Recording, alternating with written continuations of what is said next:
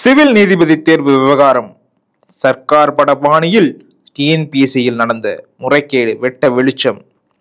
விடாமல் போராடிய இளம்பெண் வெளிச்சத்திற்கு வந்த அம்பலம்.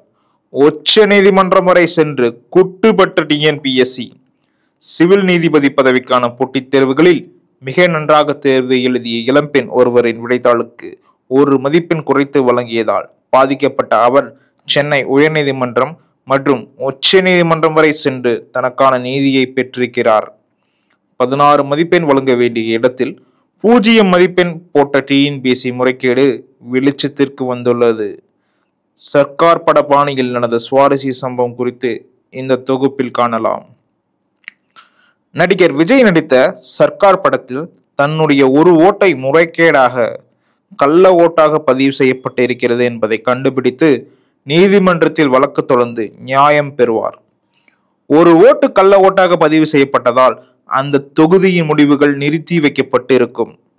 விஜய் தனக்கு நீதி கிடைத்ததை தொடர்ந்து ஒவ்வொரு தொகுதியிலும் கள்ள ஓட்டு விவகாரத்தில் பலரும் வழக்கு தொடர்ந்து கடைசியில் தேர்தல் முடிவுகளே மாறும் என்பது அந்த படத்தின் கதையாக அமைந்திருந்தது. இதே போன்ற ஒரு சம்பவம் டிஎன்பிஎஸ்சியில் நடந்திருக்கிறது. தமிழகம் முழுவதும் மாவட்ட நீதிமன்றங்களில் காலியாக உள்ள 245 சிவில் நீதிபதி பணியிடங்களுக்கான போட்டித் தேர்வு 2024ஆம் ஆண்டு நடைபெற்றது. முதல் கட்ட தேர்வு, முதன்மை தேர்வு, நேர்காணல் என்ற அடிப்படையில் குரூப் 1 நிலையிலான இந்த பணியிடங்கள் கடந்த ஆண்டு நிரப்பப்பட்டன. இந்த தேர்வில் பங்கேற்ற தேனியைச் சேர்ந்த சட்ட மாணவி ஒருவர் நன்றாக தேர்வு எழுதியும் தான் தேர்வு செய்யப்படாதது குறித்து முதன்மை தேர்வு விடைத்தாள்களின் நகல்களை கேட்டு டிஎன்பிஎஸ்சியில் கோரிக்கை வைத்தார். ஆனால் வழங்க முடியாது என்று தெரிவித்த பிறகு சென்னை உயர்நீதிமன்றத்தில் வழக்கு தொடர்ந்து அதன் அடிப்படையில் விடைத்தாள்களை ஆய்வு செய்த சென்னை உயர்நீதிமன்றம் முக்கிய பாடத் தேர்வில் 6 கேள்விகளுக்கு 0 மதிப்பெண் மட்டுமே வழங்கப்பட்டிருப்பது கண்டுபிடிக்கப்பட்டது. நீதிபதிகளே இந்த விடைத்தாள்களை மதிப்பீடு செய்து 16 மதிப்பெண்கள் வழங்கி உத்தரவிட்டனர். இதை எதிர்த்து உச்ச நீதிமன்றத்திற்கு டிஎன்பிஎஸ்சி சென்றது. அங்கே மனுதாரர் தரப்பில் அனைத்து விவரங்களையும் ஆய்வு செய்த உச்சநீதிமன்றம் டிஎன்பிஎஸ்சியின் மேல்முறையீடு மனுவை மே 19ஆம் தேதி தள்ளுபடி செய்தது. இந்த சம்பவங்கள் அனைத்தும் கடந்த பிப்ரவரி முதல் மே வரை நடந்திருக்கின்றன. தற்போது பாதிக்கப்பட்ட அந்த பெண்ணுக்கு நேர்காணல் நடத்தி பதவி வழங்க வேண்டும். உச்சநீதிமன்றம் டிஎன்பிஎஸ்சி மனுவை தள்ளுபடி செய்து மே மாதத்தில் உத்தரவிட்ட நிலையில் தற்போது வரை அந்த பெண் நேர்முக தேர்வுக்கு அழைக்கப்படவில்லை. இவரின் தந்தை ஒரு வழக்கறிஞர் என்பதால் சட்ட போராட்டம் நடத்தி நீதியை பெற்றிருக்கிறார். சாதாரண மனுதாரராகவோ பெற்றோராகவோ இருந்தால் என்னாவது என்ற கேள்வி எழுந்துள்ளது.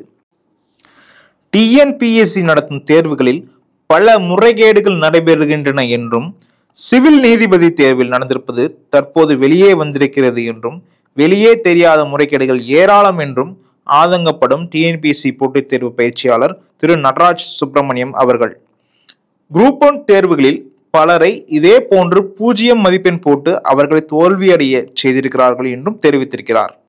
டிஎன்பிஎஸ்சி சில தினங்களுக்கு முன்பு வெளியிட்ட அறிக்கை ஒன்றில் கடந்த ஓராண்டில் 17,000 பேருக்கு வேலை வாய்ப்புகள் வழங்கப்பட்டதாக தெரிவித்திருந்தது. இந்த விவரங்கள் அனைத்தும் முற்றிலும் முரண்பாடுகள் கொண்டது என்றும் பொய்யான தகவல் என்றும் பாமக தலைவர் அன்புமணி ராமதாஸ் காட்டமாக அறிக்கை வெளியிட்டது குறிப்பிடத்தக்கது. அன்புமணி ராமதாஸ் அவர்கள் புள்ளி விவரங்களோடு கேள்வி எழுப்பியும் அன்புமணியின் அறிக்கை ஆதாரமற்றது என்றும் பொய்யான தகவல் என்றும் ஒரு சில வரிகளில் டிஎன்பிஎஸ்சி விளக்கம் அளித்துள்ளது. 17,000 பேர் எந்தெந்த காலகட்டத்தில் ஒரு ஆண்டுக்குள் தேர்வு செய்யப்பட்டார்களா என்பதை விளக்கமாக டிஎன்பிஎஸ்சி தெரிவிக்கவில்லை என்பதும் இங்கே குறிப்பிடத்தக்கது. கடந்த காலங்களில் குரூப் 4, குரூப் 1 உள்ளிட்ட பல தேர்வுகள் சர்ச்சைகளில் சிக்கியிருக்கின்றன என்பதும் பல தேர்வுகள் ரத்தாகி இருக்கின்றன, தேர்வு முடிவுகள் ரத்து செய்யப்பட்டிருக்கின்றன என்பதும் குறிப்பிடத்தக்கது. ஏழை எளிய சாமானிய இளைஞர்கள் வைத்திருக்கும் நம்பிக்கையை டிஎன்பிஎஸ்சி காப்பாற்ற வேண்டும் என்பதே அனைவருடைய எதிர்பார்ப்பாக இருக்கிறது.